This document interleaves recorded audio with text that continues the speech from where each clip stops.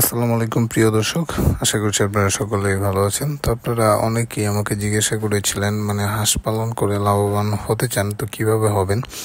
তো আপনাদেরকে আমি ছোট্ট একটি হিসাব দিই। হিসাবটা হচ্ছে এরকম: আপনি আমার যেই এই হাঁসের খামারটি আছে আমাদের, তো এখানে 50টা হাঁস আছে। তো এই হাঁসগুলো মোটামুটি 5 মাস পর্যন্তই কিন্তু এগুলো খাবার দিয়ে যেতে হয়। 5-6 মাস পর থেকে কিন্তু ডিম দেওয়া শুরু করে।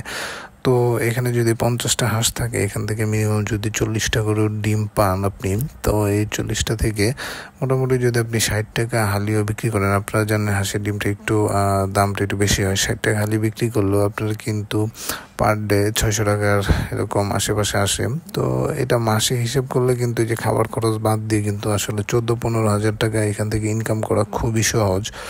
তো আমাদের এখানে দেখতে পাচ্ছেন যে একটু বড় একটা পুকুর আছে। তো আমরা হাঁসগুলো কিভাবে ছেড়ে তারপরে পাওয়ার চেষ্টা করি সারাদিন। তো রাতে এখানে যে ঘরটি আছে, ঘরে আমরা হাঁসগুলোকে রাখি। তো আপনারাও কিন্তু এরকম ছোট পরিসরে হাঁস পালন করে দেখতে পারেন। তো আমি আশা করি যে যারা এইভাবে হাঁস পালতে চান, হাঁসগুলোকে বদ্ধভাবে, তো ইনশাল্লাহ মোটামুটি লাভবান হবেন। তো দর্শক বন্ধুরা, এই যে দেখতে পাচ্ছেন আমাদের বাসার কুকুর, এটার নাম হচ্ছে পাম্পাম। তো সবসময় এরকম সিঁড়িতে শুয়ে থাকে। ও একটু গেটের দিকে শুয়ে থাকে।